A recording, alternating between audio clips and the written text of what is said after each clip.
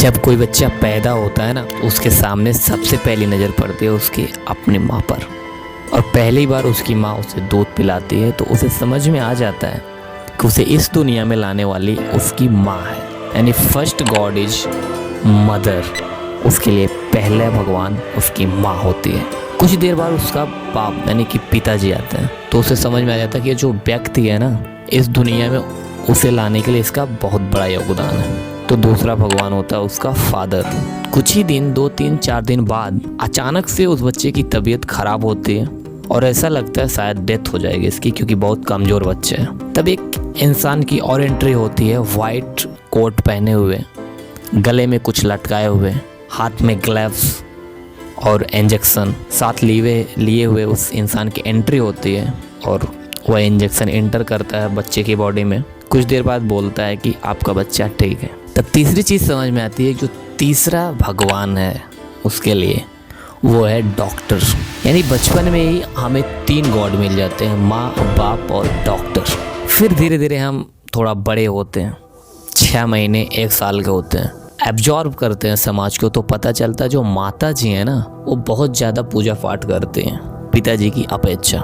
क्योंकि पिता जो है ना कि ज़्यादा व्यस्त रहता है अदर कामों में। तो ज़्यादातर हमें नॉलेज मिलती है माता जैसे कि बेटा हमेशा अच्छे काम करना, क्योंकि गलत काम करोगे तो वो ऊपर देख रहा है। तब हमें समझ में आता है कि ये ऊपर कौन है, तो पता चलता है ऊपर एक गॉड है, एक भगवान है जो सब कुछ देख रहा है। फिर हमें बताया जाता है कि वायु कैसे है, सूरज कैसे है, चंद्रमा कैसे हैं, सांसें कैसे हैं, ये सारी चीज़ें कैसे हैं। इसके पीछे भी एक शक्ति है, एक पावर है, और वो है भगवान, वो है गॉड।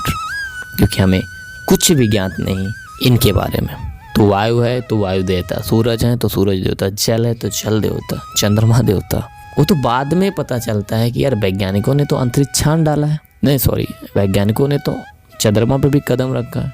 फिर समझ में आता है कुछ चीज़ें साइंस हैं, जिन चीज़ों के बारे में हम जान जाते हैं वहाँ से फिर चीज़ें क्लियर हो जाती हैं कि ये तो साइंस है, ये तो साइंटिफिक चीज़ है। लेकिन जो अज्ञात है वो गॉड है, भगवान है।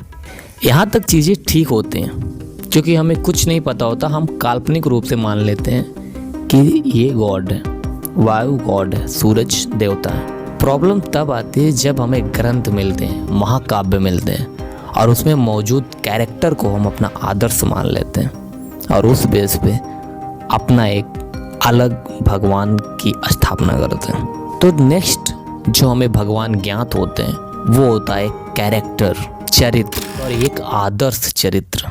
फिर वो चाहे राम हो, कृष्ण हो, पैगंबर हो, ईसा मसीह हो, महात्मा गांधी हो, डॉक्टर भीमराव अंबेडकर हो, सुभाष चंद्र बोस हो, भगत सिंह हो, चंद्रशेखर आज़ाद हो, एक्सेट्रा एक्सेट्रा। हमें सुकून मिलता है जब चंद्रशेखर आज़ाद शहीद स्थल पर जाते हैं, भगत सिंह शहीद स्थल पर जाते हैं, गांधी जी पार्क दिल्ली पर जाते हैं। डॉक्टर विकास दिव्यकीर्ति सर कहते हैं जब वो भीमराव अंबेडकर की जन्म स्थली पर गए थे तो उन्हें एक अलग ही आनंद की प्राप्ति हुई थी। लगता है वहां जाना जहाँ किसी महापुरुष का जन्म हुआ हो, मृत्यु हुई हो, उसकी यादें जुड़ी हो।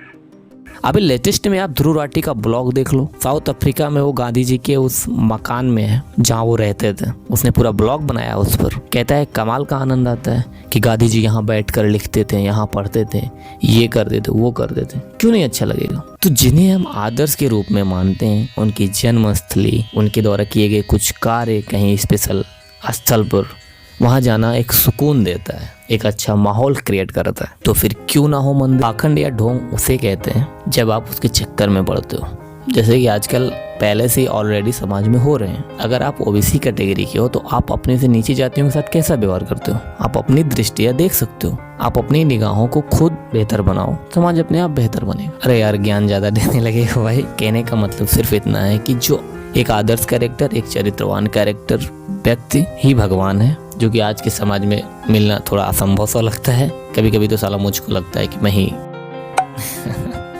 सॉरी। तो बस इतना ही, यही छोटी सी अपनी एक राय देनी थी इस मुद्दे पर। आशा करता हूँ पसंद आए होंगे मेरे विचार। कमेंट में और शेयर कीजिएगा। Thank you.